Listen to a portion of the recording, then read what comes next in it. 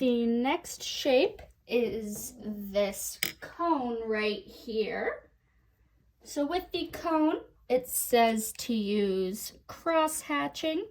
So right here, remember they are one line goes one way, the other line goes the other way, and it is just a step up from normal hatching. So similar to hatching, you want to make sure you are following the curve, and you can see the light source is coming from the top. So anything that is here, the light source is going to come down this way. So you're going to want to make sure that the sides are all going one way. They're going with the curve of the bottom of the cone. And again, I just like to make a lot of light lines. And since I am doing this in pencil, I am working a lot darker. I'm having a heavier hand just so you guys are able to see it. But then, in order to cross hatch, you'll make lines going the opposite direction. And I am left-handed, so it might be difficult to see at times. But you're just going to want to make sure all of the lines are going opposite each other.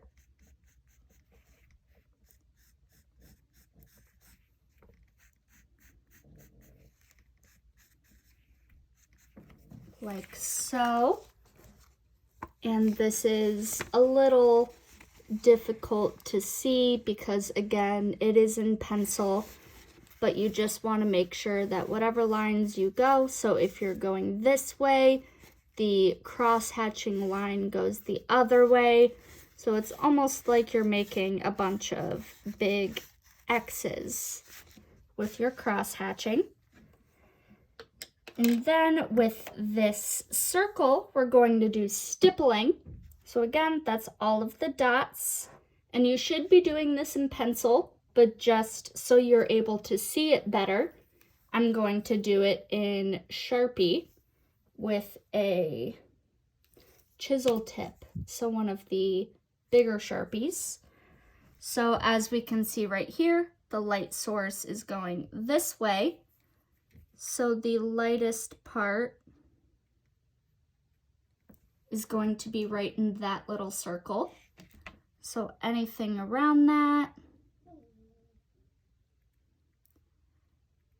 I like to start just making a lot of circles just so you can still remember where your light source is. So my light source, my highlight is still right here. And then I just add more and more dots. And if we want to remember the core shadow, this is going to be the darkest part right here.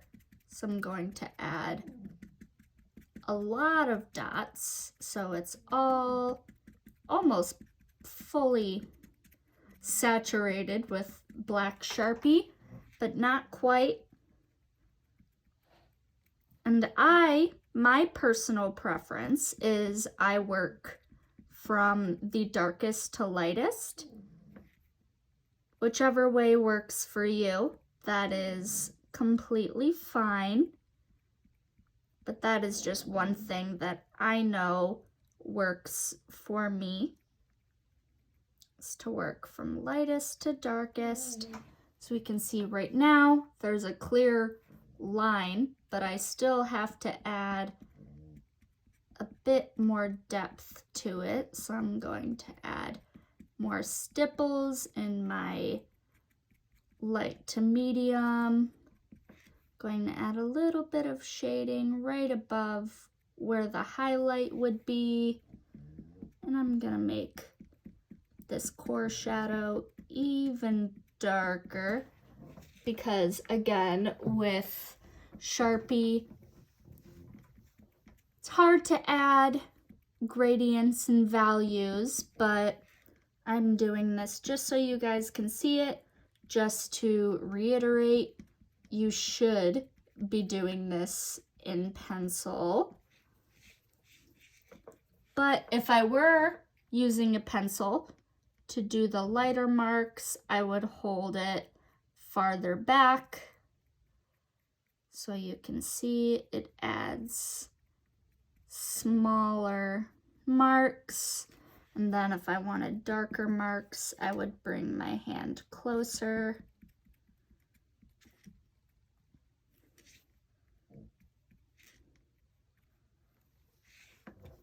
So I will bring this a little closer. You can see it's not perfect. I could make this darker part a little darker. I could have added a few less dots around here to really emphasize the highlight, but you really just want to make sure you get the highlight, the transition, the core shadow, the reflective light, and if it calls for it, the cast shadow, which is opposite from where the light is hitting. The next part, the final part, is this circle, or the sphere, sorry about that already has all of the lines filled in, and you just have to add value. So that goes along with the image that was in the PowerPoint. So if you'll remember, you want to make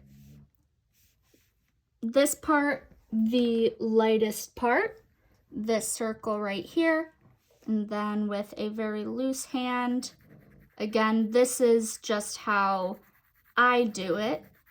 You don't have to. And I am not going to fill in the entire circle because I don't want this video to be an hour and a half long. But just so I can get a feel of things, I just add very light layers to each section. So I know right here, this one that is right around the highlight is going to be my lightest. I'm gonna make it this next one a little darker. This next one below that, a little darker. And I am working pretty fast just for the sake of time, but I am hoping that all of you will take your time and fill this in very neatly. So right now, if you can see, I have pretty much a very plain gradient value, similar to this one right here. But then we have this reflective light. So this one isn't nearly as dark as the darkest part.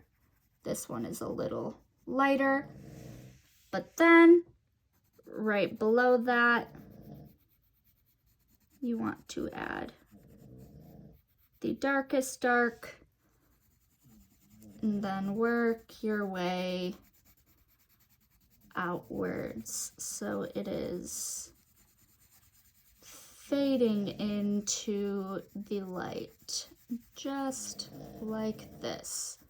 And again, yours is going to be a lot neater than this. You're going to fill in the entire circle.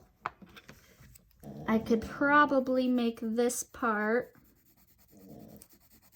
a bit darker so there's not such a harsh line right here.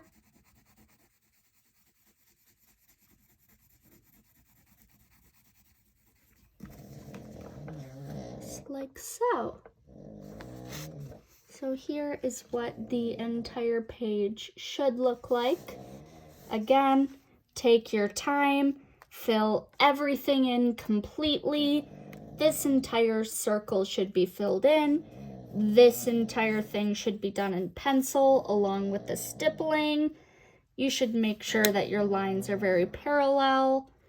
All of the entire rectangles are filled in.